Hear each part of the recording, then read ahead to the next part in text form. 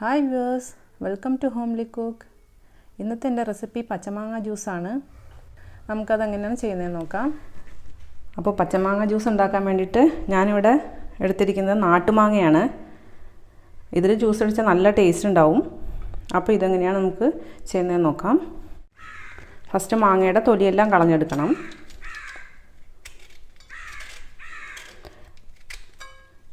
ഇതിന് വേണ്ടിയിട്ട് എടുക്കുമ്പോൾ കുറച്ച് നന്നായിട്ട് പഴുക്കാനായിട്ട് വയ്ക്കുന്ന മാങ്ങ വേണം എടുക്കാൻ വേണ്ടിയിട്ട്, അല്ലെങ്കിൽ അത് ഭയങ്കര പുളിയായിരിക്കും. അത്ര പുളിയായ നമ്മൾ ടേസ്റ്റ് ഉണ്ടാവില്ല. മധുരം നമ്മൾ പഞ്ചസാര ചേർക്കുമ്പോൾ കൂടുതൽ ചേർക്കേണ്ടി വരും.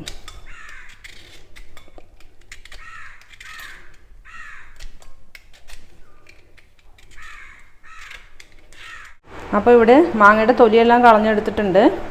ഇതിപ്പോൾ ചെറിയ മാങ്ങ ആയതുകൊണ്ടാണ് ഞാൻ ഒരു 6 മാങ്ങ എടുത്തിരിക്കുന്നത്. വലിയ മാങ്ങയാണെങ്കിൽ ഒരു രണ്ട് മാങ്ങ എടുത്താൽ മതി. ഈ നാട്ടുമാങ്ങ തന്നെ വേണമെന്ന് നിർബന്ധമൊന്നുമില്ല കേട്ടോ. ഏത് മാങ്ങയാണെങ്കിലും നമുക്കിതിന് വേണ്ടിയിട്ട് യൂസ് ചെയ്യാം. ഇനി ഇതൊന്ന് ചെറുതാക്കി കട്ട് ചെയ്തെടുക്കണം.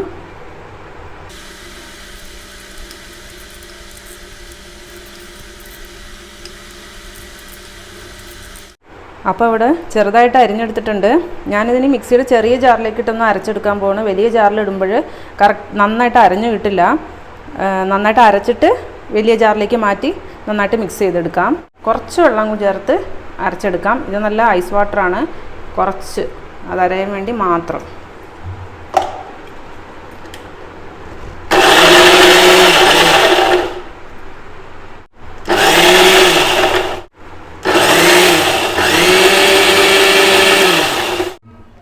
ഇതിന് മിക്സിയുടെ വലിയ ജാറിലേക്ക് മാറ്റിയിട്ടുണ്ട്. ഇനി അതിലേക്ക് ആവശ്യത്തിന് വെള്ളം ചേർത്ത് കൊടുക്കുക. അതിലേക്ക് ഒരു പച്ചമുളക് നിങ്ങൾക്ക് ആവശ്യമുണ്ടെങ്കിൽ മാത്രം ചേർത്താൽ മതി. പച്ചമുളക്,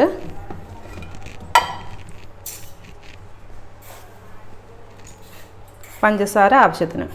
ഞാനിപ്പോൾ ഒരു 4 ടേബിൾ സ്പൂൺ ചേർക്കുകയാണ്. ഇനി നന്നായിട്ട് ഒന്നുകൂടെ അടിച്ചെടുക്കുക. ഐസ് ക്യൂബ്സ് ചേർക്കണമെങ്കിൽ ചേർത്ത് കൊടുക്കാം. ഞാനിപ്പോൾ നല്ല ഐസ് വാട്ടറാണ് ചേർത്തിരിക്കുന്നത്. അപ്പോൾ നന്നായിട്ട് അടിച്ചെടുക്കാം.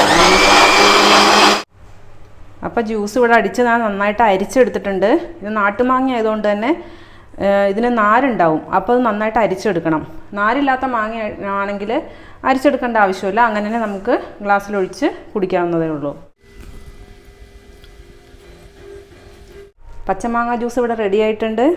ഇത് ചെയ്ത് നോക്കിയിട്ട് നിങ്ങൾക്ക് ഇഷ്ടപ്പെട്ടെങ്കിൽ സബ്സ്ക്രൈബ് ചെയ്യാനും ലൈക്ക് ചെയ്യാനും മറക്കരുത്. Thank you.